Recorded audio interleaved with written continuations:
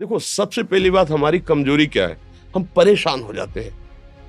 संसार में देखो तो परेशान, परमार्थ की तरफ देखो तो हम परेशान हो। ये हमारा आदत स्वभाव बन गया परेशान होना। थोड़ा सा धैर्यवान बनो, गंभीर बनो। कोई इस भारी से भारी विपत्ति में परेशानी स्वीकार करके विपत्ति से थोड़ी निकला जाता। सुलझो, ठीक है, ये विपत्ति आई, समस्या आई, इसका समाधान होगा। ऐसा थोड़ी कि हमें नष्ट कर देगी। अगर अभी हमारी बड़ी हानि हो जाती है, हम कल इससे बड़ा लाभ प्राप्त कर सकते हैं। हमको एकदम बिल्कुल गंभीर रहना है, इतने कमजोर नहीं बन जाना। अब वो गए तो क्या होगा, अब वो वस्तु गई तो क्या, पद गया तो क्या होगा।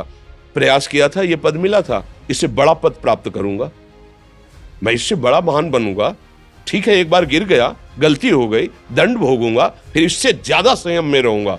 बिल्कुल मतलब एकदम फ्रेश दिमाग रखना चाहिए। पर अपने लोग क्या है, जरा सी बात में एकदम पचड़ा कर लेते हैं, एकदम कमजोर हो जाते हैं। ये बिल्कुल ठीक नहीं है। हम जीवन भर की यात्रा की बात कह रहे हैं, भारी से भारी कष्ट में भी मुस्कुराना, तो हमें बल मिला है, हमें भगवान की कृपा का दर्शन हुआ है, हमें उनका दुलार दिखाई दिया है। अगर ऐसे तो भाग जाते, फिर परमार्थ में थोड़ी चलना होता है।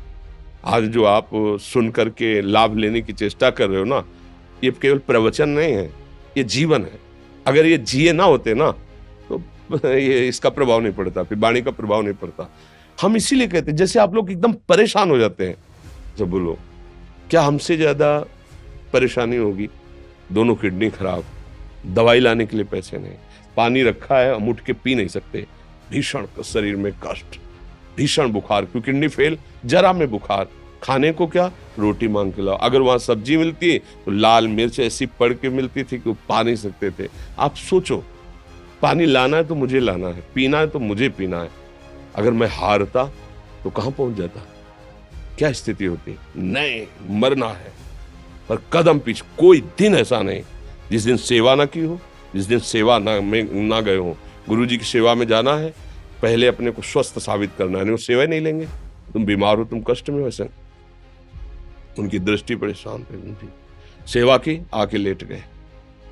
फिर हिम्मत की, अपनी श्री जी की सेवा की, मधुकरी नहीं गए, 3-3 4-4 दिन भोजन नहीं गए, पर सेवा नहीं छोड़ा, दिनचर्या नहीं छोड़ी।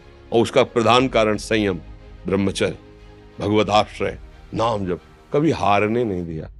अभी भी थोड़ी देर बाद डायलिसिस शुरू होगा, हारने, आपको हारे हुए नजर आ रहे हैं। शरीर में पीड़ा है, किडनी फेल है, ऐसा तो हम स्वस्थ बैठे हैं, पीड़ा है, बार बार प्यास लगती है, थोड़ा थोड़ा पानी मिलता है, लेकिन हम आनंदित हैं, हम प्रसन्न हैं।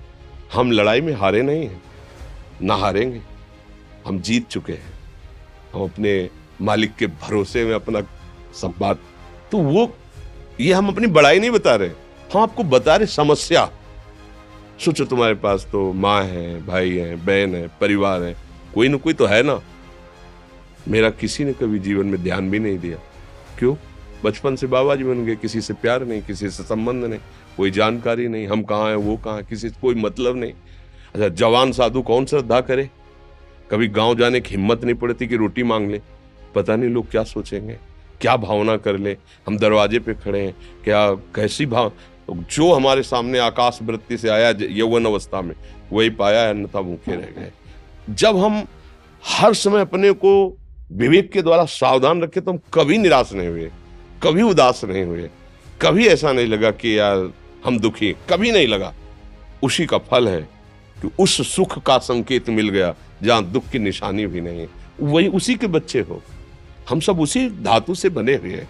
हम इतना क्यों परेशान हो जाते हैं? हम ये देखते हैं, अपने लोग थोड़ी बात बिगड़ गई परेशान, नहीं बिगड़ी तो बिगड़ जाने की संभावना में परेशान है। आज सुख है, लेकिन कल सुख छिन जाएगा, तो हम आज के सुख में सुखी ना होकर कल के दुख की आने की संभावना में हम भयभीत हो। मतलब क्या हमारी सोच रह गई? हमको इतना बलवान बनना है कि सुख और दुख दोनों हमको छू न सके। भारी से भारी सुख की व्यवस्था है तो अहंकार नहीं, हर्षित होकर किसी का अपमान न करे कि हम धनी, हम पदाधिकारी, अमुक।